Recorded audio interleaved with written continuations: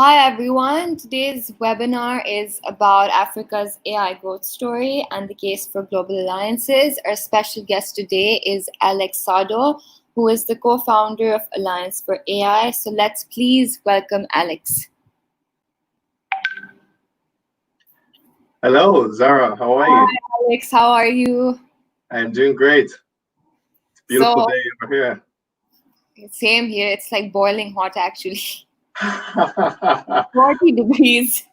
Oh my God, that is a lot. I'm in California right now, and it's just warm enough. It's not boiling. Yeah, the good warm, over here, like when summer starts, it's just like, it's just straight up. Oh my God, that's incredible. But I haven't visited myself. I look forward to doing that. Right after this whole lockdown, I'm going to be on a jet throughout, just traveling around the world, and hopefully you will host me when I come over to your country. Yes, yes. So, what are you going to talk? Can you give us a brief introduction of what you're going to talk about today? Definitely. As you mentioned with the title, I'll hope to share my perspective and my view on how Africa's AI ecosystem has grown and evolved over time. And hopefully, you'll find something in the story that inspires you to do your work and also give us reasons to work together. That will be great from today. All right. So, it's a pleasure to have you here. And I wish you the best of luck for your talk. So, the stage is yours now. Fantastic. Thank you very much, Sarah. So, as you've asked, I put together a few slides I was able to find. I'll share it with the folks who are listening now, and I really advise you all. I love to be interactive, and so I'll keep this a bit shorter than usual and invite all of you to keep pasting comments on the chat window so that Zara and myself will be able to sift through and it will be a smooth conversation. From my end, I'll attempt to share my screen now with this beautiful new application. Great. You should be seeing my blank screen, and I will go ahead and share. So, as I mentioned, you're not the only one who's here to learn. I'm here to learn as well. I would love for us to start off by, you helping me answer some questions, right? I would love to learn about how do you think about your representation in the world of AI today, all the work you're doing? How is the world seeing your work, and how is it making its way to the global stage? How do you think about your current access to crucial pieces that are important to your development, from education to data, mentors, compute access, a market for your services? I would love to hear what you think about these things. What are the top 3 areas of expertise for AI for people who are around you? And finally, what's your interest in collaborating with Africans? Why would you be interested in doing that, and how are you thinking about it, so that we can figure out how we might maybe facilitate this? You can go ahead and paste your answers on the chat window in front of you, or you can send a tweet to Alliance for AI. You can find us on Twitter, Facebook, or LinkedIn. Jumping into the story of Africa's AI ecosystem. Today, we are at a point where Africa holds, where AI in Africa holds great promise. Without the support of traditional systems and structures, private non-profit communities have spun up to train thousands of researchers spread across the African continent. You can see that they're buzzing and they're excited about this new technology and how they might be able to use it to teach the world, something new about how you use this technology.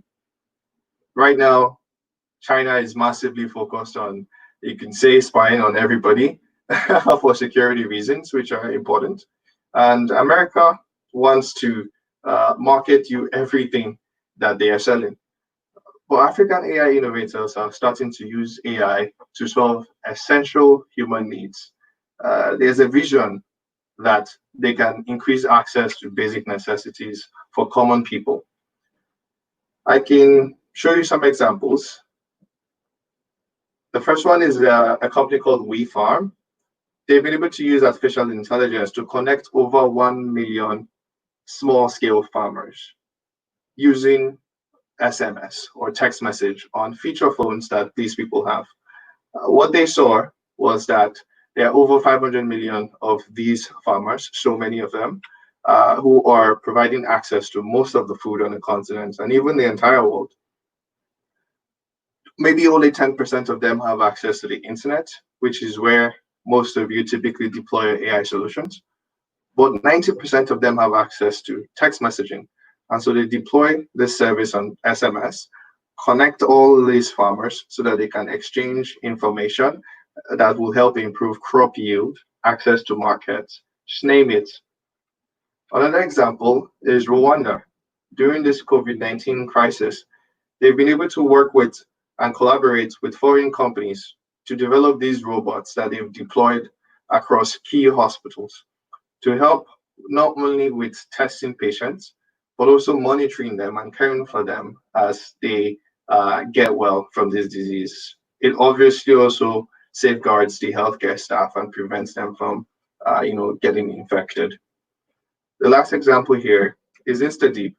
They're based out of, they come out of Tunisia, but have engineering offices across the African continent, from Nigeria to Kenya to South Africa, and in Europe, England, France, and perhaps even Germany. They are one of the top 100 AI companies in the world today. And one of their key use cases they're doing is improving train routing in Europe. Pretty much you've got hundreds of trains moving on tracks across these countries, and you need to make as accurate decisions as possible to minimize slowdown and traffic and wait and even accidents. This is all great, but it wasn't always this way. And there is still a long way to go. I will take you through ancient and modern history that highlights some key individuals and key milestones and key points that have brought us this far and looking to continue shaping Africa's future. I'll be telling you an early version of a story that we're putting together so that this might inspire someone else to go even deeper and produce something more beautiful. Afterwards, we'll start to discuss about ways that we might even collaborate. The history of Africa's contribution to AI. It dates back to ancient times, as far back as 12,000 years ago. And the image you see, it's of the Yoruba people, ancient group from Nigeria who exist today and have people across the world, all the way to Brazil. You see, their Ifa tradition was based on binary code. Something I'm sure you are well aware is at the foundation of a lot of modern AI. They created a lot of their symbolism and as a model of communicating with their gods. And when you have a deeper look into it, you will find several binary codes in the form of the 16s and the mages, which are some of their chiefs that they have. It's a truly incredible and inspiring story, and I welcome you to read. As I will be tweeting a link to this presentation afterwards, and you should be able to capture and click and read more about this. The second story it looks at fractals and how the world has interacted with these things. Matter of fact, the world thinks that fractals were invented in the 1970s, but nothing could be further away from the truth, because for thousands of years, African villages and settlements have been using fractals to design things from the picture of a lady with the hair plaiting, all the way to the way the villages were set up, where you would have repeating patterns, like a square inside a square inside another square. This is obviously the basis of modern day recursive programming, and even interestingly, human biology, as many of our internal organs are actually built in this way, where you have a small shape and a bigger shape and it continues to replicate. In fact, if you did a little exercise right now with me, where you would, if you take your thumb and your index finger, and you were able to have a look at it, you will find a crinkle and then a wrinkle within the crinkle, and it keeps going deeper and deeper. There's a link to a video where Professor Ron Eglash actually did intensive research on this point and can tell you more about it. And you can see how that then leads back to where we are today with artificial intelligence. The final picture here is from 1989 of Philip Emeagwali. He's a Nigerian supercomputer scientist. He went through enormous odds to building the most complex supercomputer of his time that he then applied to the oil and gas space to help predict what kind of particles you will find as you do your exploration. He broke through the 3 billion calculations per second mark and really did pave the way for modern supercomputing. Once again, there's a link to reading about that. Beyond these points, we did some work a couple of months ago to redraw the story of the industrial revolutions, but from an African point of view, especially when you think about African innovation. This story you will find, if you were to Google Africa History AI, you will find the story. It will be one of the first links up there. We go and talk about, the Africa Renaissance before 1850 and slavery and colonialism. And then it also attempts to describe the centuries that formed the 3 past industrial revolutions and how Africa contributed to them. And then finally, with the next picture, it talks about the future and how it could be a perilous future or one that is filled with opportunity if those of you listening to this today were to act and work not just to improve the quality of life for people in Africa, but quality of life for people all around the world. It's really interesting. I welcome you to check it out. And then, talking about modern AI in Africa, I wanted to take you through a number of the phases that have been crucial in the last decade. I think that one of the first people to really start talking about is Aisha Walcott. She is a researcher at the IBM Research Labs. They were the first ones, at least in recorded history that I've been able to find, to start thinking about artificial intelligence in Africa and how you can leverage it to solve problems.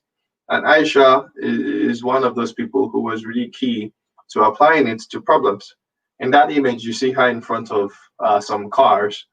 That's because they're applying AI to studying potholes in Nairobi, Kenya, I believe, to understand how they're distributed and help improve the way that the roads were getting fixed and the ways cars were approaching, finding their way through the journey and reducing traffic in the city. Obviously, if you're able to reduce traffic and help people get around faster, you directly improve productivity and the quality of life for people. So much happened in between that time up until 2017 that I'll be skipping here. But an incredible milestone was that in 2017, 3 individuals, Mustafa Cisse from Senegal, Timni Jebru, and Redit Abebe, both from Ethiopia, put together a group called Black in AI. It's a group that would bring together Black people interested in AI in America and Africa together to collaborate on research. That group went ahead to plan the first deep learning in Daba in South Africa in 2017, I believe, that brought together little over 250 researchers from a decent number of countries together to talk about this shared passion. 3 years afterwards, that conference has grown from 250 to over 500 to close to 1,000 people, and has now become the biggest gathering of AI researchers in Africa. A NeurIPS of Africa, you might call it. Post this, Mustafa Sise would move to join Google and be put in charge of the AI lab that Google would open up in Ghana in 2018. This is the time when most people start to think and hear about AI in Africa and say, oh, it started in 2018. But it's good to remember that before this, there was a lot that happened, and there were a lot of startups even that are never spoken about who were using AI to do a lot of work in the agri space and healthcare space and do a lot of research.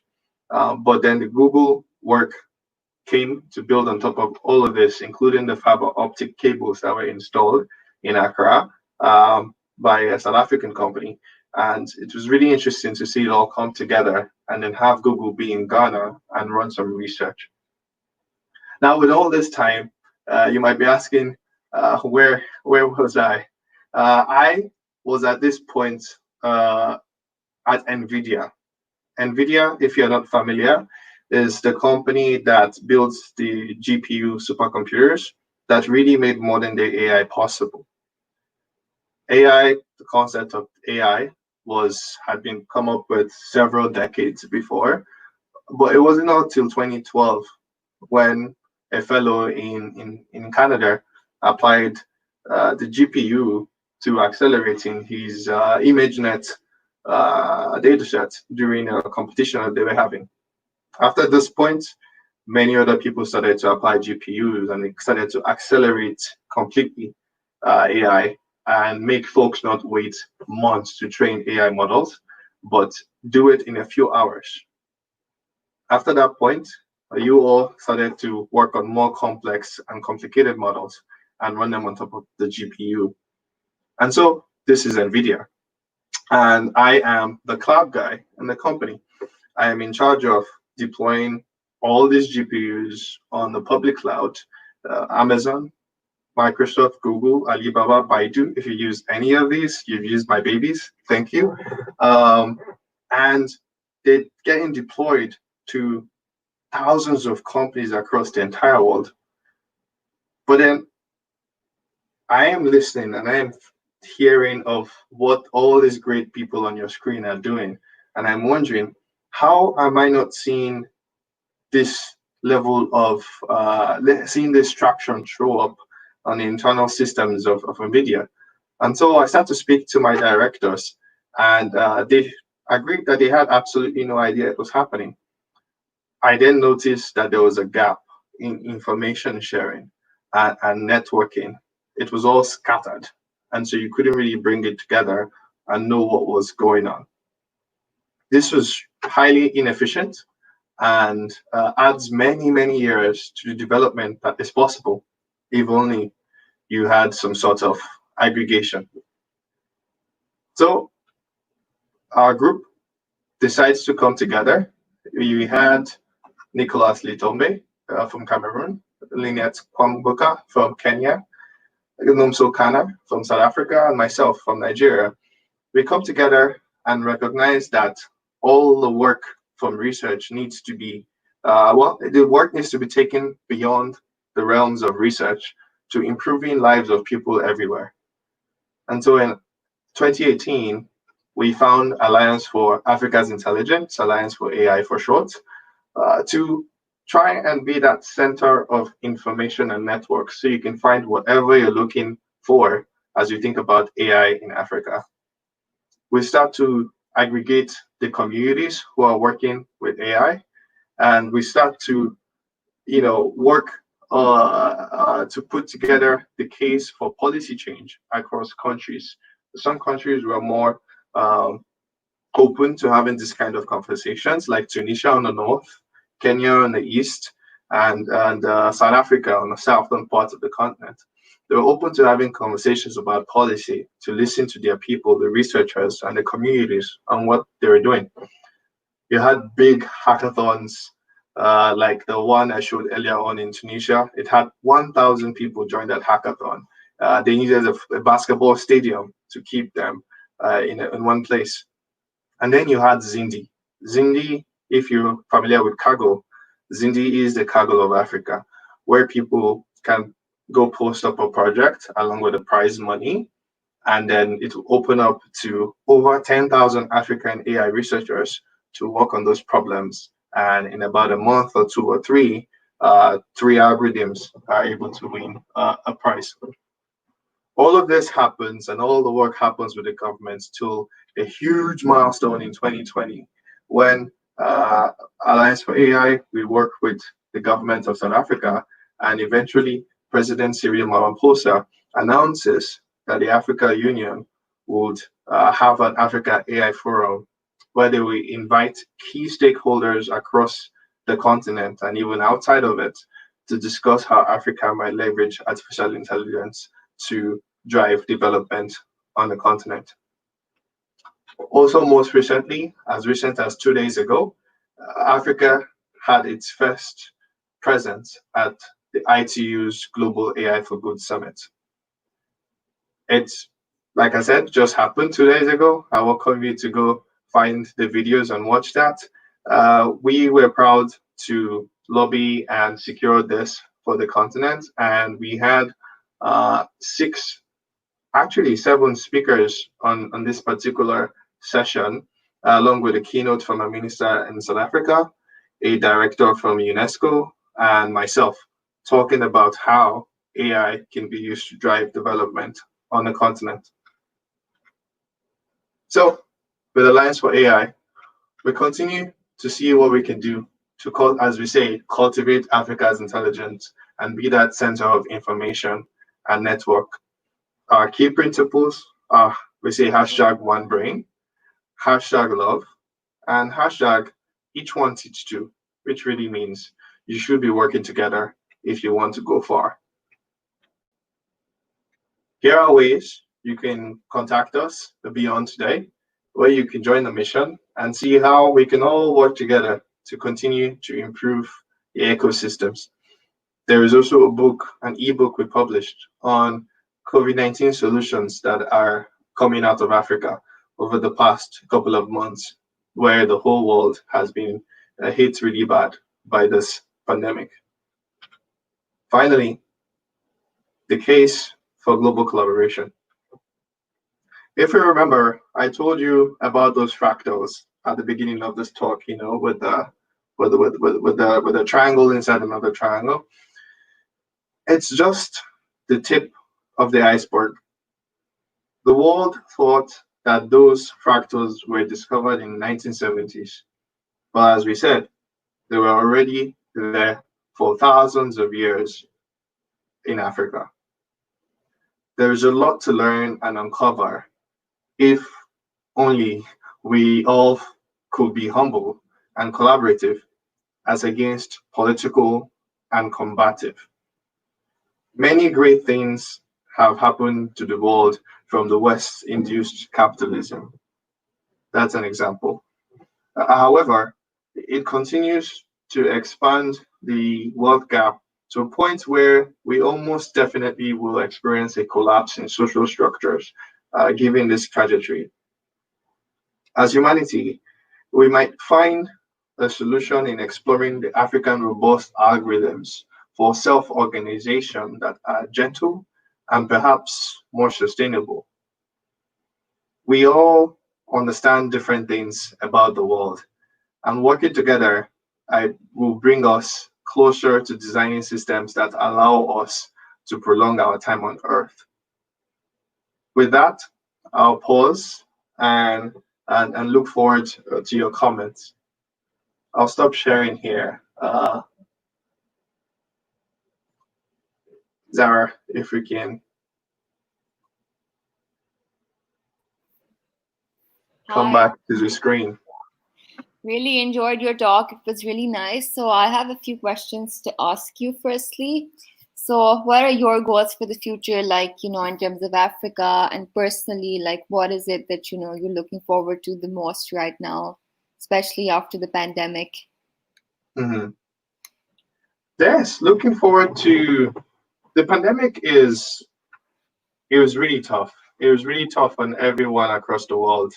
Obviously, people died and passed away, and people are still struggling as we're not done with the pandemic yet. We're still in search of vaccines, and people are still on lockdowns, which is bringing economic challenges. It's really incredibly tough time. But then I've heard many great philosophers say things like never waste a good crisis. And so, with that said, you're finding innovators stepping forward in this dark time to build solutions that are crucial and critical to helping their places move forward. I see it almost as a almost like self sustainability. Countries in Africa are beginning to look inward to find solutions to problems that they are facing. That hasn't been the case since colonialization, right? That did a lot of work to make Africans think outward to find solutions from Europe and other parts of the world and China. But with the COVID-19, that's beginning to change. I'll give you an example before I'll give it back to you. In Kenya, you have the government working with innovators to deploy all of these new AI solutions. One built by my friend John Kamara has just been deployed in several large hospitals in Kenya, combining AI and blockchain to help manage the people who are coming into the hospital, do automated testing, and help with caring for them in the hospitals. This is huge, and I hope it gets sustained after we get out of this pandemic.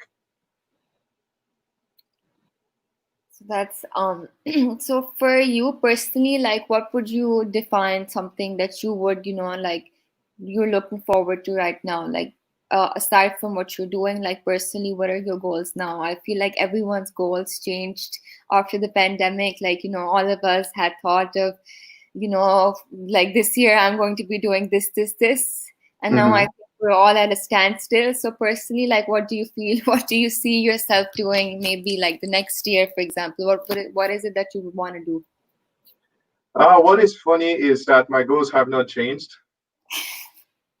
Yes, the goals that we set out to achieve in 2018 are were set with a long-term perspective.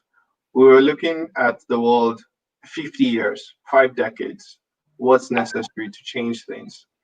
And we saw a danger that with the rising inequality in the world, by 2030, there will be a break in the whole system. Um, that break is what you guys are seeing now with COVID-19. We saw that 2 years ago, and we thought it would happen in by 2025, 2030 was our projections. But it's just been accelerated and it's happened now. So now the rest of the world is seeing it and starting to change the way they think to be long term. But for us, we're just going to reinforce our work because this is exactly what we were working on before. Was thinking through how do you use technology not just to work on fancy, crazy stuff, build the best robots or fly to space. I mean, not to shit on Elon Musk, but like there are people on Earth who are suffering and don't have access to basic necessities, essential services. And so, how do we use technology to provide access to them? That has always been our focus, and that is now incredibly even more important now that people are struggling with this crisis. And so I encourage others to similarly think through all the knowledge you've built, all the technology you now know how to use. How can you use that to create access to basic necessities like food, healthcare, and communicating and being human? That's actually like one of the best initiatives I've heard. Like, I've spoken to lots of people who, have these crazy, outbreaks in technology. They do like lots of fancy stuff, but like no one really talks about, helping people who are below you. And I think that's a really great initiative. So we have one question as well. So the question is, what are the current AI applications in Africa? I mean, which domains do you work on mostly? Yes. People are doing lots of crazy, different, incredible things with AI in Africa. But then from our organization, we try to institute some vision and focus by talking about basic human needs, given that over 90% of the population on the continent are struggling with these basic human needs. Before I talk about those, maybe I'll talk about the crazy stuff, right? The Sophia robots. Some of you on the call will be familiar with the Sophia robot. She's the most popular robot on Earth. She received a citizenship from, I think, Saudi Arabia or something a couple of years ago, and she's been traveling around the world speaking on conferences, and she's very popular. She was built in Ethiopia by a great friend, Getnet Asefa. They worked on the brain of the entire robot with their company that is called ICOG Labs. And so uh, that's just really phenomenal to see that that's coming out of Ethiopia. And with GetNet, his dream is built out of the point where he's like, the first human, what do you call them now? The remains and the skeletons. I forget the real name of that stuff. They came out of Ethiopia, and so life, as we know it, started in Ethiopia. And so he thinks like the future of robotics and AI should also come from Ethiopia. And so his group is building these things. They've given the world the Sophia robot. They're currently working on other things to continue to push and drive, human intelligence and get us towards what many people fear with the incredible robots. But GetNet is excited about that, and he keeps building that. But outside of his work, you then have the Africans that are using AI to do things like agriculture because the population of the continent is growing really quickly. You might not be aware, but by 2034, Africa will have about 1 billion people in the workforce, which would be the largest anywhere in the world. And so these people, first they need to eat, and then they need to work. And so you have a number of African startups in AI who are trying to apply the technology to reduce the losses that small scale farmers are facing and help them get to market faster. These are some of the applications. And of course, with COVID-19, you have a lot of startups using AI to try and diagnose disease, especially in places where there are not enough doctors. Okay, so that was like a great talk, and I loved all the questions and everything that we had. So thank you so much for being with us. Thank you for giving your time, and we hope to see you again in the future. Before we pause, do you have any answer to any of the questions I asked in the beginning about how AI is being used in your country and how you see your access to data and compute, and also ways you think you might be able to collaborate with some of these African innovators? Okay, so I'm originally from Pakistan, and over here, AI is a really young concept, I would like to say. So there's really few people who are working on AI currently. So we basically, like, I guess over here, what's more dominant currently is data science and, just basic stuff. Like, for example, for COVID-19, I was part of a project too, which focused on, gathering all the patient data and trying to create an app so people can get alerted about which areas are COVID sensitive and which are not. So basically, in terms of AI, I guess the most use we see here is chatbots, for instance. Like, we don't have any fancy robots, or we're not really using AI in agriculture anywhere. Maybe like a few places where people have a lot of money so they can afford like AI solutions. Otherwise, here I feel right now it's something that's growing. There are small communities, but as of yet, nothing concrete. But I Mhm. really hope we can have something, because over here too we have a huge income gap, especially after like the COVID. A lot of people, like over here, I'm not sure if this is the case in Africa. So a lot of people over here work on a daily wage. So if they don't go to work a day, they can't eat food. So people like, those people, they need to be accounted for. And right now we don't really do anything for them. Mhm.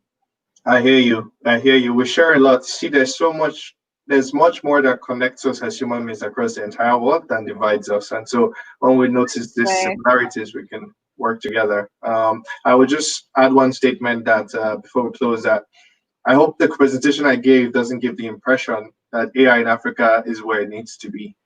It's at a point where you have very brave people working on their own to create brave initiatives to as individuals and start to train thousands of people by themselves. But we need to get to a point where their work gets to get scaled by big foundations and governments and global collaboration so that they can fix the issues that these brave individuals have in terms of access to funding, access to compute, access to data. All those are big problems. But they will keep moving on and fighting on, and hopefully, we get the support that we need. Until that point, let's all collaborate. Countries in Africa, countries in Pakistan, Turkey, and beyond.